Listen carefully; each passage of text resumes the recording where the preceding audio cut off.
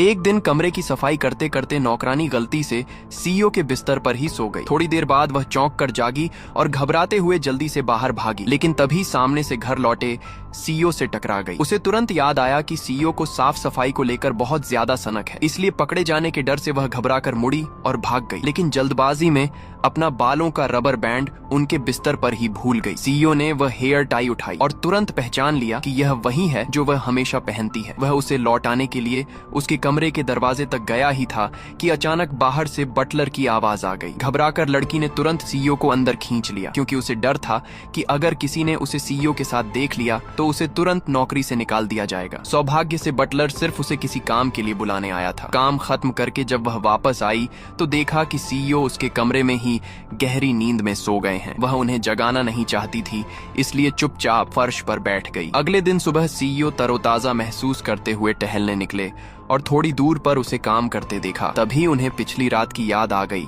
जब वे अचानक जागे थे और देखा था कि वह उनके बिस्तर के पास फर्श पर सो रही है। ये याद आते ही उनके चेहरे पर हल्की झिझक दिखाई दी और उन्होंने धीरे से उसे अपनी बाहों में उठाकर बिस्तर पर लिटा दिया था। उसकी उनींदी और उलझी हुई शक्ल देखकर उनका दिल एक पल के लिए जोर से धड़क उठा था। उसी रात जब लड़की अपने कमरे में लौटने जा रही थी तब फिर उसकी मुलाकात सीईओ से हो गई। इस बार सीईओ के हाथ में वही हेयर टाई थी जो वह सुबह भूल गई थी। लड़की तुरंत घबरा गई, लेकिन सीईओ पहले ही बोल पड़े कि उसके कमरे में सोने से उनकी पुरानी अनिद्रा की बीमारी ठीक हो गई, जो उन्हें लंबे समय से